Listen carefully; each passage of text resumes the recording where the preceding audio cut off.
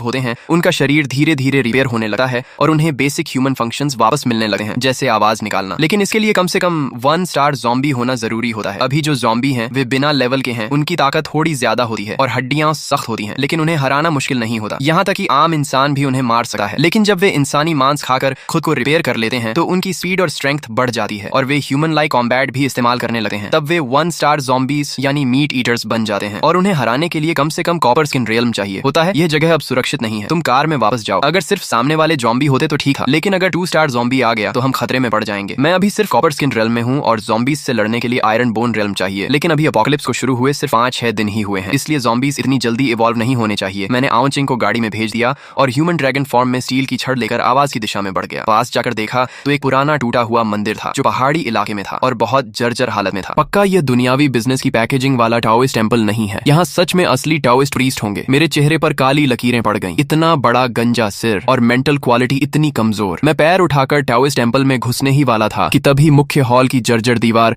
जोरदार आवाज के साथ ढह गई। एक काली त्वचा वाला टाओइस्ट रोब पहने बूढ़ा आदमी पागलों की तरह एक इंसान के ऊपर झपटा हुआ था और उसे नोच नोच कर खा रहा था। जमीन पर कई विक्टिम्स की लाशें बिखरी पड़ी थीं। दृश्य बेहद भयानक था। बूढ़े टाओइस्ट प्रीस्ट ने आवाज सुनी और पीछे मुड़कर देखा। जिस पल उसकी नजर मेरी नजर से मिली मेरे मन में तुरंत ख्याल आया कि गड़बड़ हो गई। ये फ्लैश ईटर नहीं बल्कि ज़ॉम्बी है। बूढ़ा टाओइस्ट प्रीस्ट खाते समय भी अपने शरीर को बिल्कुल सीधा रखे हुए था। उसके सूखे हाथों पर नुकीले क्लॉज उगे हुए थे और उसके मुंह में 4 नुकीले दांत थे। ये साफ तौर पर ज़ॉम्बी की पहचान थी। ज़ॉम्बी फ्लैश ईटर होते हैं। आगे इवॉल्व होने के दौरान वे अपने शरीर को मजबूत करने के लिए बड़ी मात्रा में ज़ॉम्बी वायरस का उपयोग करते हैं, लेकिन इससे वायरस शरीर के अंदर जमा हो जाता है और पूरी तरह डाइजेस्ट होने से पहले की अवस्था में रह जाता है। जमा हुआ वायरस ज़ॉम्बी के शरीर को कठोर बना देता है, लेकिन साथ ही उसे कॉपर स्किन और आयरन बोन्स जैसा मजबूत शरीर भी दे देता है, जिससे उसे मारना बेहद मुश्किल हो जाता है। अच्छी बात यह है कि उसकी फेटल वीकनेस अब भी उसका सिर ही है। जब तक उसका सिर काट दिया जाए या पूरी तरह कुचल दिया जाए वह मर जाएगा। इतने सुनसान इलाके में भला उसे इवॉल्व होने के लिए इतना वायरस कहां से मिला होगा। तभी वह ज़ॉम्बी टाओइस्ट प्रीस्ट अपने हाथ में पकड़ी आधी खाई हुई लाश को फेंककर एक छलांग में मेरी तरफ झपटा। ज़ॉम्बी का शरीर भले ही कठोर था, लेकिन इस छलांग के बाद वह पल भर में मेरे सामने पहुंच गया। मैंने जल्दी से बेसबॉल बैट उठाकर बचाव किया। ज़ॉम्बी ने एक ही बार में काट लिया और बेसबॉल बैट पर 4 गहरे दांतों के निशान बन गए। मैंने उसके चेहरे की ओर जोर से एक गर्म सांस छोड़ी, लेकिन उससे केवल उसके बाल और कपड़े जल पाए। उसकी त्वचा और मांस थोड़ा काला जरूर पड़ गया, लेकिन उसे कोई खास नुकसान नहीं हुआ। ज़ॉम्बी टाओइस्ट प्रीस्ट गुस्से में दहाड़ा और अपने नुकीले क्लॉज लहराते हुए फिर से मेरी ओर झपटा। थंडर बागवा। भले ही मैं कॉन्करर हकी कोटिंग इस्तेमाल नहीं कर सकता था, लेकिन बिजली से लिपटी हुई बेसबॉल बैट में सचमुच थंडर बागवा जैसी कुछ ताकत आ गई थी और फिर एक जोरदार धमाके के साथ और फिर हल्की दरार पड़ने की आवाज आई। यह खास तौर पर मोटी और भारी बनवाई गई बेसबॉल बैट सीधे बीच से टूट गई और इसकी उपलब्धि सिर्फ इतनी थी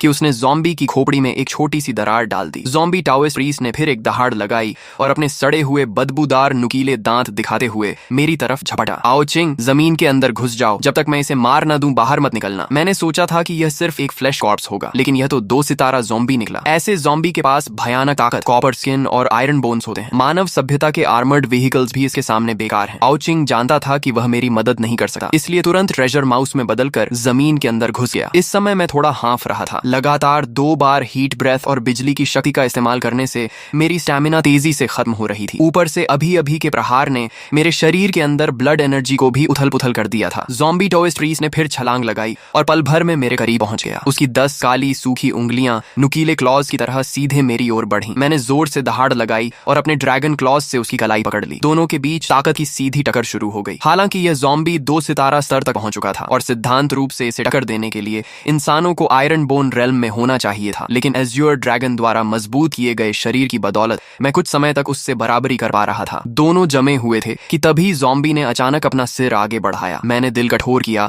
और अपना सिर नीचे झुकाकर अपने सिर पर मौजूद ड्रैगन हॉर्न से उसके माथे पर वार कर दिया। ड्रैगन हॉर्न बेहद नुकीला था और सीधे उसकी आंख के गड्ढे में घुस गया। ज़ॉम्बी दर्द से दहाड़ उठा। उसका सिर बुरी तरह घायल हो गया। अगर कोई सामान्य जीव होता तो इसी वार से मर जाता, लेकिन ज़ॉम्बी अलग था। उसकी खोपड़ी बेहद मजबूत थी। उसने अपना सिर ड्रैगन हॉर्न से खींचकर बाहर निकाला और फिर एक और दहाड़ लगाई। तभी उसकी दोनों भुजाएं हल्की सी मुड़ गईं। मेरी आंख फड़क उठी। ज़ॉम्बी के शरीर के कठोर होने का कारण उसके अंदर जमा ज़ॉम्बी वायरस था। जब वह इन वायरस को पूरी तरह अब्सॉर्ब और फ्यूज कर लेता है तो उसके शरीर की फ्लेक्सिबिलिटी वापस आ जाती है। अभी उसकी भुजाओं का मुड़ना इस बात का संकेत था कि वह वायरस को तेजी से अब्सॉर्ब कर रहा है। अब और देर करना खतरनाक था। मैंने जोरदार दहाड़ लगाई और उसकी भुजाएं झटक कर खुद को मुक्त किया, फिर एज्योर ड्रैगन में बदलकर आसमान में उड़ गया। मेरी ड्रैगन टेल बिजली की तेजी से नीचे गिरी और ज़ॉम्बी को जोरदार झटका दिया। उसी समय एक थंडरबोल्ट भी उस पर गिरा, जिससे उसका शरीर और अधिक झुलस गया। चाहे उसके पास कॉपर स्किन और आयरन बोन्स थे, फिर भी उसके शरीर पर अनगिनत घाव बन गए। Wind and cloud surge. Azure dragon नीचे झपटा और अपने ड्रैगन क्लॉज से ज़ॉम्बी की दोनों भुजाएं पकड़कर उसे हवा में उठा लिया। तेज हवाओं से उसका संतुलन बिगड़ चुका था और वह ताकत नहीं लगा पा रहा था। मैं उसे सीधे आसमान में ले गया। मैंने दहाड़ लगाई और पूरी शक्ति से ड्रैगन क्लॉज दबाए उसे दो हिस्सों में फाड़ने की कोशिश की, लेकिन ज़ॉम्बी भी अंदर की ओर पूरी ताकत लगा रहा था। मैं उसे फाड़ नहीं पाया। मेरा रेल्म अभी भी बहुत कम था। एज़्योर ड्रैगन बनने के बाद मैं उसे दबा तो सकता था, लेकिन मारना आसान नहीं था और सिर्फ कुछ ही पलों में मुझे थकान महसूस होने लगी। अगर मैं सिर्फ ड्रैगन फॉर्म में उड़ता रहता तो और देर तक टिक सकता था, लेकिन लड़ाई में मेरी शक्ति तेजी से खत्म हो रही थी। मैं फिर ऊपर उड़ा और ड्रैगन क्लॉज में जकड़े ज़ॉम्बी को पूरी ताकत से नीचे फेंक दिया। एक भयंकर धमाके के साथ उसका शरीर टाओइस्ट टेम्पल के मुख्य हॉल में जा टकराया। वह जोर से जमीन पर गिरा। उसका शरीर घावों से भर गया था, लेकिन फिर भी वह नहीं गिरा। मैं भी जमीन पर उतरा और वापस मानव रूप में आ गया, जोर जोर से सांस लेते हुए। यह पहली बार था जब मैंने एज़्योर ड्रैगन फॉर्म में पूरी ताकत से लड़ाई की थी। यह सचमुच बेहद शक्तिशाली था, लेकिन मेरे वर्तमान स्तर के लिए अभी भी बहुत ज्यादा था। काइडो की ताकत इसलिए भयानक थी क्योंकि वह खुद ही एक ऐसा अस्तित्व था जो अकेले एक देश को मिटा सकता था। एज़्योर ड्रैगन फ्रूट तो उसके लिए सिर्फ बोनस था, जबकि मैं पूरी तरह डेविल फ्रूट की शक्ति पर निर्भर था। इसलिए हमारी ताकत में जमीन आसमान का अंतर था। थोड़ी देर में मेरी स्टेमिना कुछ वापस आई और ज़ॉम्बी टाओइस्ट प्रीस्ट भी दोबारा खड़ा हो गया। मैंने फिर ह्यूमन बीस्ट फॉर्म धारण की और आर्मामेंट हाकी को ड्रैगन क्लॉज पर चढ़ाकर उससे लड़ाई जारी रखी। आर्मामेंट हाकी और ड्रैगन स्केल्स की दोहरी सुरक्षा ज़ॉम्बी वायरस को शरीर में घुसने से रोक सकती थी, लेकिन अगर लड़ाई ऐसे ही चलती रही तो अंत में मैं थकर मर जाऊंगा। मुझे एक हथियार चाहिए था। एक और टक्कर के बाद मैं तेजी से पीछे हटा, लेकिन अब डिवाइन स्पेस में जाकर हथियार खरीदने का समय नहीं था। आउचिंग के पास भी पर्याप्त पॉइंट्स नहीं थे। तभी मेरी नजर टूटी हुई मूर्ति के पास पड़े एक लोहे के डंडे पर पड़ी। मुझे अचानक याद आया कि यह लेईजू टेम्पल था। यह बांस की गांठों जैसा दिखने वाला लोहे का डंडा वास्तव में लेईजू की मूर्ति के हाथ में मौजूद स्टील व्हिप था। मैं तुरंत वहां दौड़ा और उसे उठा लिया। मूर्ति विशाल थी, इसलिए यह स्टील व्हिप भी सामान्य हथियारों से कहीं बड़ा और भारी था। आमतौर पर ऐसे व्हिप टाइप हथियार 80 सेंटीमीटर से ज्यादा लंबे नहीं होते, लेकिन यह लगभग 1.2 मीटर लंबा था। इसका शरीर भी ज्यादा मोटा और वजनदार था। मेरी मौजूदा ताकत के लिए यह बिल्कुल सही था। जैसे ही मैंने स्टील व्हिप उठाया,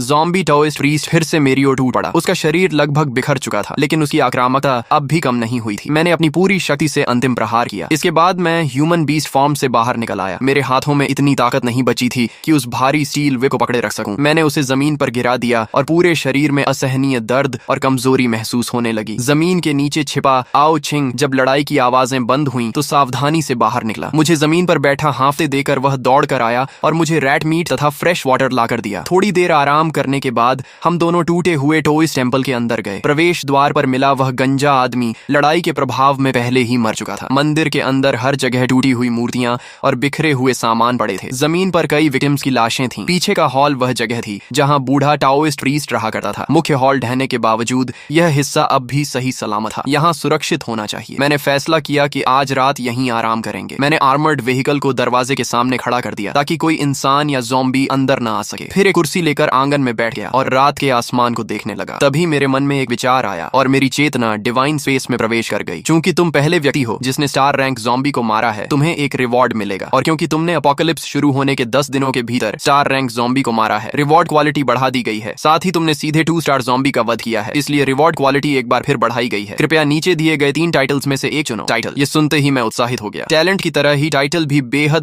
दुर्लभ चीज थी। पिछली जिंदगी में मैंने इतनी मेहनत की थी, फिर भी मुझे कभी कोई टाइटल नहीं मिला। पहला टाइटल ज़ॉम्बी किलर, ज़ॉम्बीज को होने वाला डैमेज स्थायी रूप से 2 गुना। दूसरा टाइटल बाउंटी हंटर, ज़ॉम्बीज को मारने पर मिलने वाले पॉइंट्स स्थायी रूप से 2 गुना। तीसरा title divine member, divine space का सम्मानित सदस्य बनो। तुम्हें एक बार किसी वस्तु को 90% डिस्काउंट पर खरीदने का मौका मिलेगा और भविष्य में डिवाइन स्पेस की हर खरीद पर 20% डिस्काउंट मिलेगा। तीनों टाइटल्स बेहद आकर्षक थे। तेजी से मारना और ज्यादा कमाना दोनों शानदार थे। सामान्य तौर पर तेजी से मारना बेहतर होता क्योंकि उससे कमाई भी बढ़ती और अधिक शक्तिशाली ज़ॉम्बीज को चुनौती देना भी संभव होता, लेकिन ये दोनों भी तीसरे टाइटल के सामने फीके थे। डिवाइन मेंबर, एक बार 90% डिस्काउंट और हमेशा के लिए 20% डिस्काउंट। डिवाइन स्पेस में 2 यूनिक एक्सचेंज आइटम्स थे, invisible black blood line factor और डेविल फ्रूट के साइड इफेक्ट्स हटाने वाली डीमन ट्रांसफॉर्मेशन पोशन। दोनों की कीमत 100 मिलियन पॉइंट्स थी, लेकिन 90% डिस्काउंट से उन्हें सिर्फ 10 मिलियन पॉइंट्स में लिया जा सकता था और बाकी सारी खरीदारी भी सस्ती हो जाती। मैं इस सुविधा का इस्तेमाल करके बीच का व्यापारी बनकर भारी मात्रा में पॉइंट्स कमा सकता था। सोचने की जरूरत ही नहीं थी, मैंने तुरंत तीसरा टाइटल चुन लिया, डिवाइन मेंबर। इसके बाद मैंने अपना पर्सनल पैनल खोला। नाम आओ हाउ, टैलेंट हाकी genius, title divine member, devil fruit fish fruit azure dragon form, realm broken body copper skin, equipment लेजू विप टेल पॉइंट्स 9655। मैंने अचानक देखा कि इक्विपमेंट सेक्शन में सचमुच कुछ मौजूद था। लेजू विप, मैंने अपने पास रखे उस बैम्बू जॉइंट स्टील विप को देखा। ये लेजू टेम्पल में पूजी जाने वाली लेजू की मूर्ति का हथियार था, लेकिन आखिर यह तो एक सामान्य वस्तु ही थी। फिर इसे इक्विपमेंट क्यों माना गया और इसके साथ ये टेल शब्द भी क्यों जुड़ा था? मेरी पुरानी बेसबॉल बैट ने भी तो इतने ज़ॉम्बीज मारे थे, फिर उसे कभी इक्विपमेंट नहीं माना गया। मैंने स्टील विप को अपनी गोद में रखा और ध्यान से उसका निरीक्षण करने लगा। आखिर इसमें ऐसा क्या खास था? स्टील विप पूरी तरह जंग खा चुकी थी। साफ था कि यह कई सालों से यहाँ रखी हुई थी और शायद हजारों लोगों ने इसकी पूजा की होगी। इसमें कुल 18 जोड़ जॉइंट्स थे और हर जोड़ पर कुछ टाओइस्ट सिंबल्स और टैलिस्मन्स बने हुए थे। मैं सोच में पड़ गया। डेविल फ्रूट अप्रेजल फीस सिर्फ 1000 पॉइंट्स थी। मेरे लिए ये कोई बड़ी रकम नहीं थी, लेकिन अभी इसकी कोई खास जरूरत भी नहीं थी। फिलहाल हमें उस फ्रूट की आवश्यकता नहीं थी। जब हम वापस घर पहुंचेंगे तब इसकी पहचान कर लेंगे। इसी दौरान दूसरी तरफ एक बड़ा हादसा हो चुका था। हमारे ऊपर वाली मंजिल में रहने वाले चेन फैमिली के बाप बेटे को पता चल गया था कि हमारे पास बहुत सारा राशन जमा है। उस समय घर में सिर्फ माँ और लियू मेंकियन थी। डैड और लिन कुई नीचे ज़ॉम्बीज से लड़ने गए हुए थे। चेन फैमिली के बाप बेटे ने मौका देकर माँ और लियू मेंकियन पर हमला कर दिया ताकि वे घर और राशन पर कब्जा कर सकें। शुक्र है कि लियू मेंकियन पहले से सतर्क थी। जैसे ही उन्होंने हमला किया, उसने तुरंत पलटवार किया और दोनों को मार डाला। माँ ये सब देखकर बहुत डर गई थी। हालांकि उन्होंने भी पहले ज़ॉम्बीज को मारा था, लेकिन किसी इंसान को अपने सामने मरते हुए देखना